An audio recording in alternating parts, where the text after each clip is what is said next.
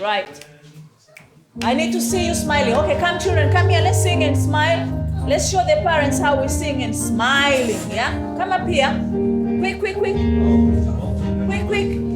Children, come on. Quick, quick, quick. Ivan, come and sing. You don't want to sing? Come on this side. Stand on this side. Stand on this side. Good boy. Right. Come and sing with dad. Right, we ready? Yeah? Do we have enough space to sail? Yeah? All right. Okay. We need your hands to sail. Yeah? You can't sail this, so I'll put mine down already. Okay, let's go. With Jesus in the vessel, we can smile at the storm. Smile at the storm, we can smile at the storm. With Jesus in the vessel, we can smile at the storm. As we are sailing home, everybody do it. Sailing, sailing home, sailing, sailing home. With Jesus in the vessel, we can smile at the storm. As we are sailing home.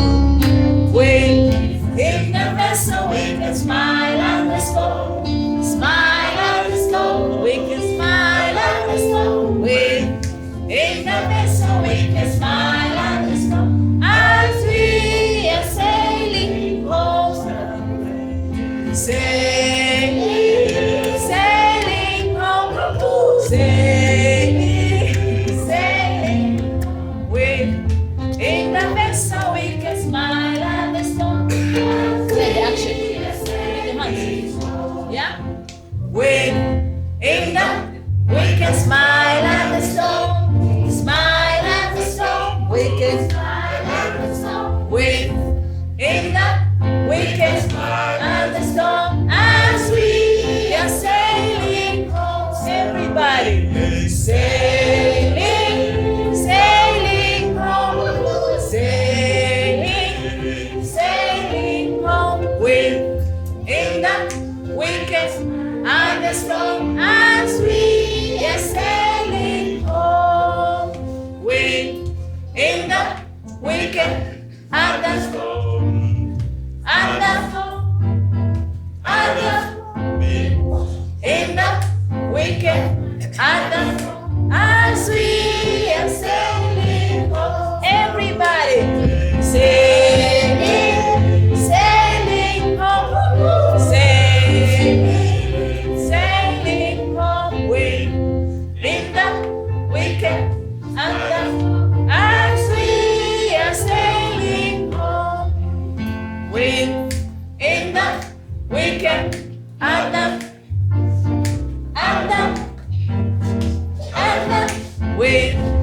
in the weekend and as we are sailing home. Everybody sailing home. Sailing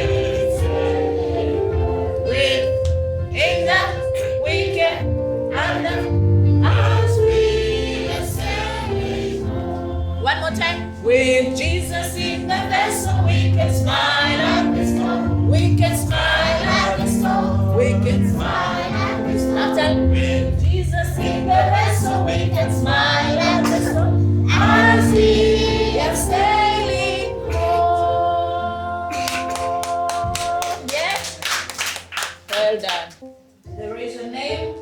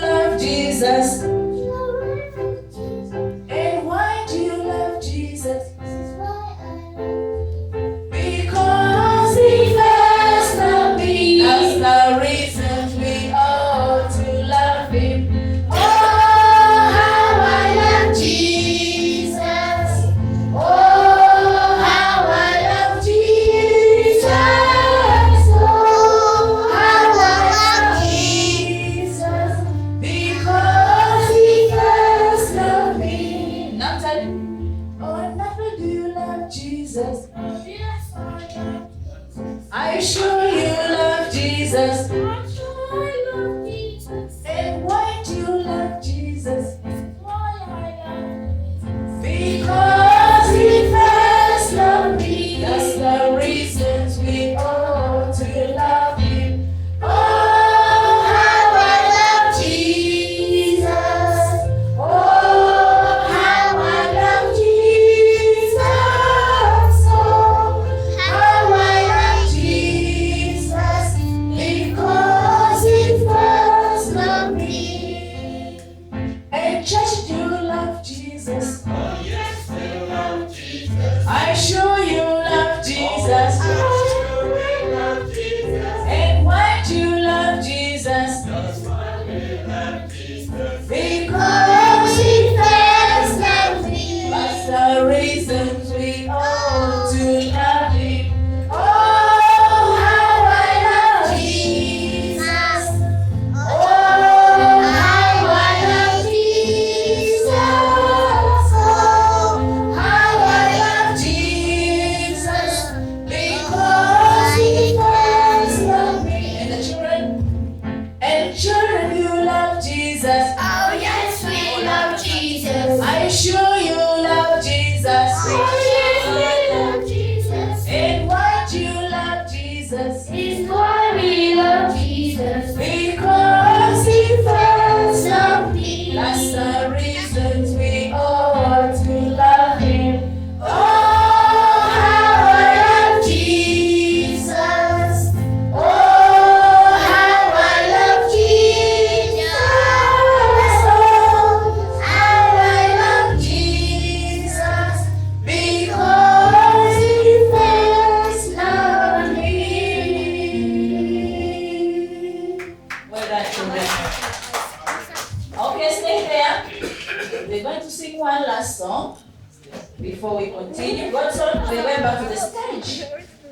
I went back to the stage. Who is left there? Yeah? Who's not coming to sing? Oh, Andrew, come. We are singing one last song. All right. We know this song, yeah? We're going to sing twice. Yeah? Can I have more microphones?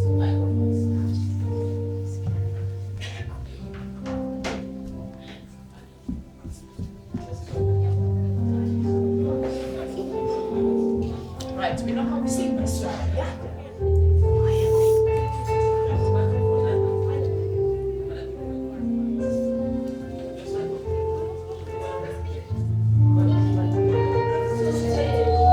Okay, shh.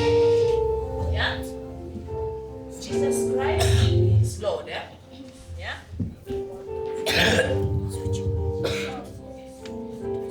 Okay? Right, we're ready?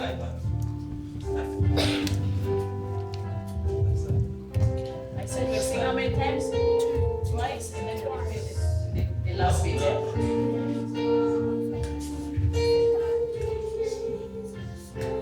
Okay, let's go. He is Lord. He is Lord. He is risen from the dead, and he is Lord. Every knee shall bow, every tongue confess that Jesus Christ is Lord. He is Lord. He is Lord. He is risen from the dead, and he is Lord. Every knee shall bow, every tongue confess that Jesus Christ is Lord. Every knee shall bow, every tongue confess that Jesus Christ is Lord. Amen?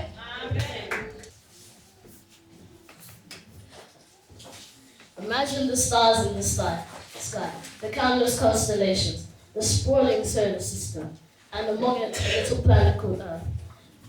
God made all of those things, and all of the people and inhabitants of our planet.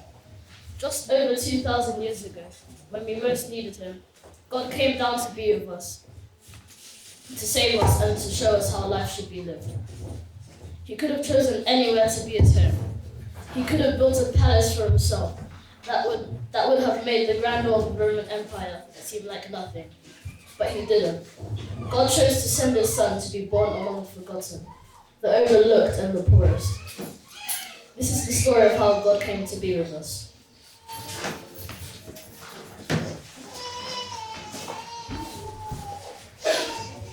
This story opens with a young woman in her home, Mary. Unless you look a bit deeper, there's nothing particularly remarkable about Mary. She was from a town called Nazareth, and she was engaged to a man called Joseph. But to God, she was very important. So important that God sent an angel down from heaven with a message for her. Hello to you. You are very special. God is with you. But Mary found it hard to understand why the angel had come to see her. She was just an ordinary woman.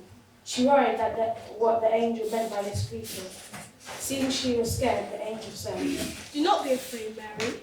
God is very pleased with you. You will give birth to a son, and you will call him Jesus. He will be son of the Most High. I don't understand. I'm not yet married. I am a virgin. How can I have a son? The Holy Spirit will come, and his power will give you a baby. People will call him the Son of God. I am a servant of God. I believe it will happen as you have said.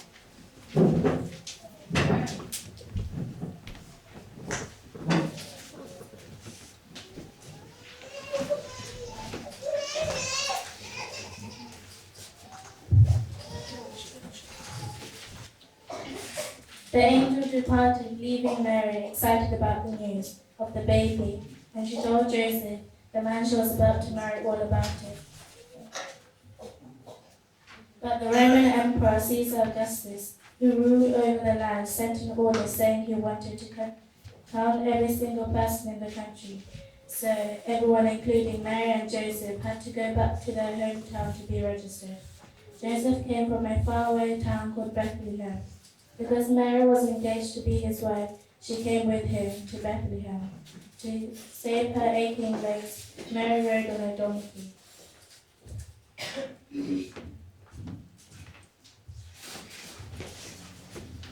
During the journey, Mary was nearly ready to give birth to her baby.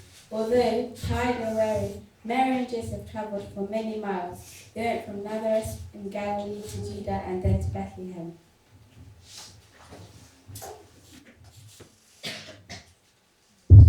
When they arrived in Bethlehem,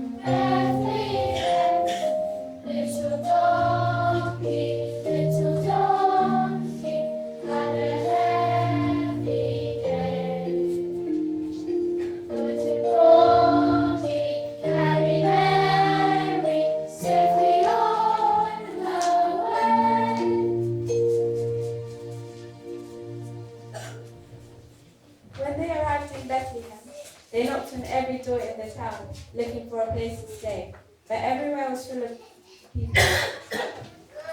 Each time they were given the same answer. Lots of people had come down to be counted, so the whole town was full. There were so many families to accommodate. Mary and Joseph nearly gave up, but then they tried the last very guest house. Please help. My wife is about to have a baby. Do you have a room? Sorry, all my rooms are full of guests from all around the country. All I can offer is a stable at the back where we keep all our animals. Thank you so much. I'll take it. Thank you. At last, we have someone.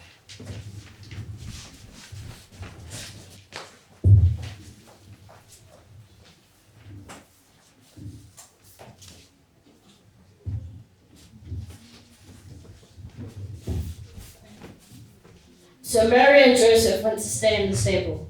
It was a very difficult place to bring new life. Dirty, smelly and unhygienic. But Mary and Joseph made the best of it. When the baby came, they wrapped little Jesus in the clothes they had. They didn't have anything to put him in, so they placed the Son of God in a manger, a child that is used to feed animals. I'm not sure this is what Mary was expecting. The angel said Jesus would be called the Son of the Most High. But as she looked at the sleeping baby in the manger, she knew that he was a precious gift.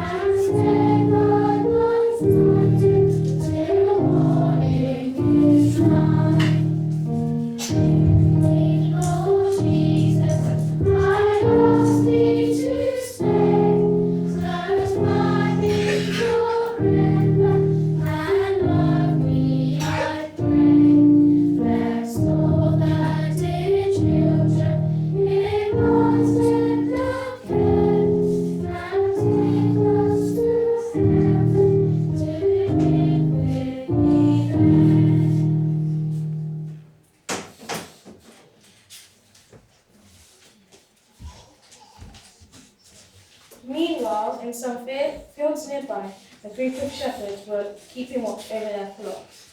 It was night time, and they were surprised, to say the least, to see an angel of the Lord appear in front of them. The glory of the Lord shone all around the shepherds, and they were terrified. You see, these shepherds weren't just ordinary people going about their daily lives. They weren't considered very important. Nobody took much notice of them.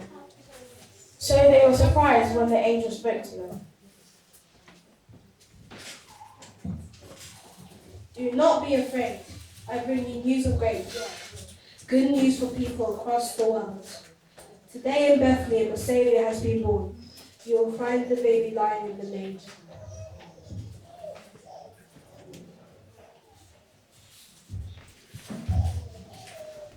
Well, if this wasn't enough for the humble shepherds to take him, the angel was soon by a huge group of angels called the heavenly hosts.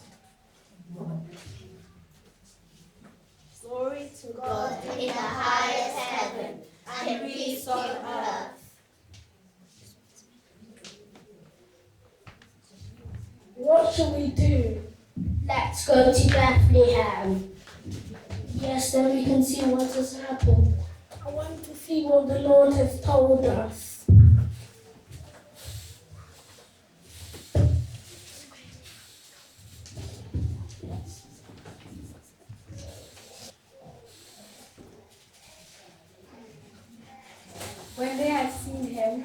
The shepherds told everyone they met about the child.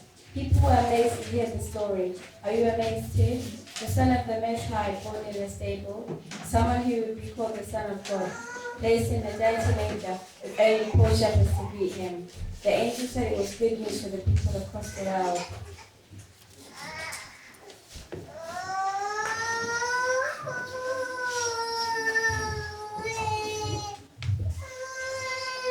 Sometime later, more people came to visit, but they didn't come straight to the stable. These three important people, sometimes called kings, sometimes wise men, and these were very clever people who knew all the secrets of the stars. But they've made a mistake. They knew from examining the heavens that an important event was taking place. A bright star rose in the sky, and they followed it to worship the person whose birth it foretold. And where would a king be born? Yes, they went straight to the palace, but they didn't find him there. Then they saw a bright star ahead of them again, and followed it until it stopped. The wise men saw the child, and they worshipped him. Each of them brought a special gift to give to the baby Jesus. Because you are the King of Kings, I bring you gold. Because you are the Son of God, I give you frankincense. Because you are the Savior of the world, I bring you myrrh.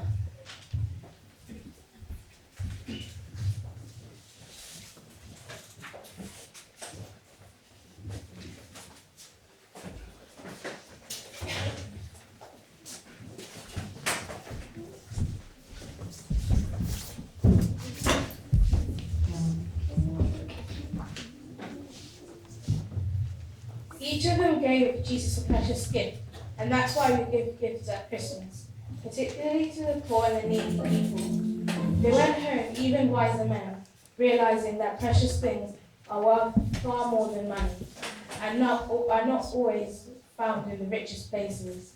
They realized that they should offer their wealth to Jesus, the Son of God, born into poverty, who is a friend of poor and needy people.